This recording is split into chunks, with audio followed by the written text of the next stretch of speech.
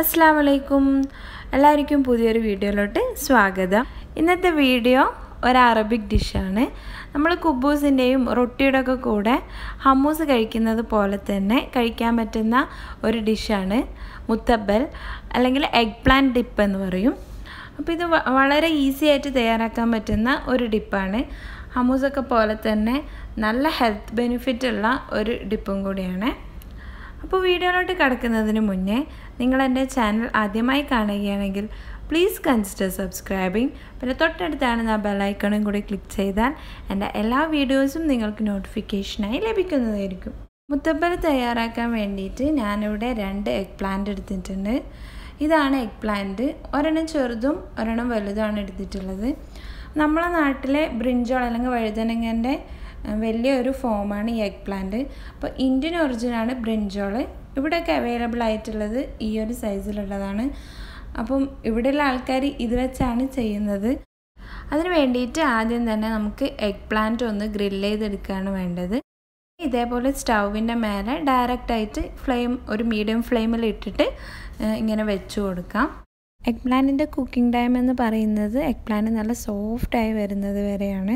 അപ്പോൾ സോഫ്റ്റ് ആകുന്നത് വരെ നമ്മളിതൊന്നിങ്ങനെ തിരിച്ചിട്ട് കൊടുക്കണം. എല്ലാ ഭാഗവും ഫ്ലെയിം എത്തുന്ന രീതിയിൽ തിരിച്ചിട്ട് കൊടുക്കാം. അപ്പോൾ ഇതിങ്ങനെ ഇടയ്ക്കിടയ്ക്ക് ഒന്ന് തിരിച്ചു മറിച്ചു ഇട്ട് കൊടുക്കാം.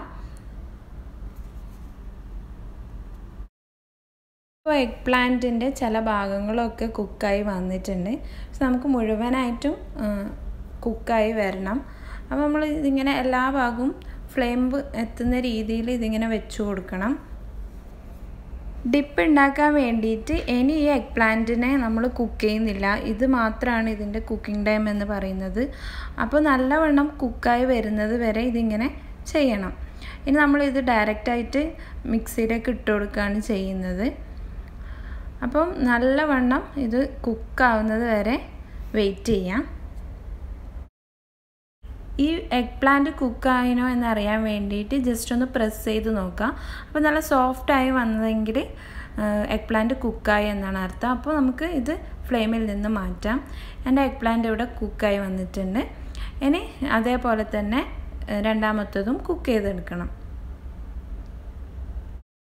ഇനി ഒരു ബൗളിലേക്ക് തണുത്ത വെള്ളം എടുത്തിട്ട് അതിലേക്ക് ഈ എഗ് പ്ലാന്റ് ഡയറക്റ്റായിട്ട് ഇട്ട് കൊടുക്കുക. എന്നിട്ടൊരു 10 മിനിറ്റ് റെസ്റ്റ് ചെയ്യാൻ വേണ്ടി വെക്കാം. ഇനി നമുക്ക് ഇതിൻ്റെ തൊലി ഒന്ന് റിമൂവ് ചെയ്യണം. വെള്ളത്തിലിട്ട് വെച്ചുകൊണ്ട് തന്നെ തൊലി പെട്ടെന്ന് തന്നെ റിമൂവ് ചെയ്തെടുക്കാൻ വേണ്ടി പറ്റും. അങ്ങനെ 2 എഗ് പ്ലാന്റിൻ്റെയും തൊലി റിമൂവ് ചെയ്ത് കളയാം. അങ്ങനെ ഇവിടെ ഞാൻ 2 എഗ് പ്ലാന്റിൻ്റെയും തൊലി റിമൂവ് ചെയ്തെടുത്തിട്ടുണ്ട്.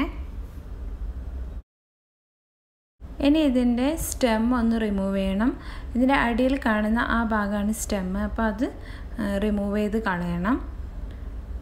അങ്ങനെ 2 എഗ് പ്ലാന്റിൻ്റെയും സ്റ്റെം റിമൂവ് ചെയ്തതിന് ശേഷം മാറ്റി വെക്കാം.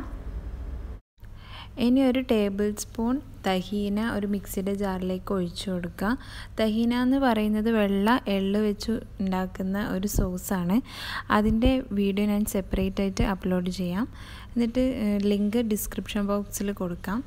ഇനി ഇതിലേക്ക് ഒരു ടേബിൾ സ്പൂൺ ലെമൺ ജ്യൂസും കൂടി ആഡ് ചെയ്യാം. ഇനി ഇതിലോട്ട് നമ്മൾ നേരത്തെ മാറ്റി വെച്ച എഗ് പ്ലാന്റ് ഇട്ട് കൊടുക്കാം. അതിലേക്ക് ഒരു 4 വെളുത്തുള്ളിയുടെ അല്ലി ഇട്ട് കൊടുക്കാം.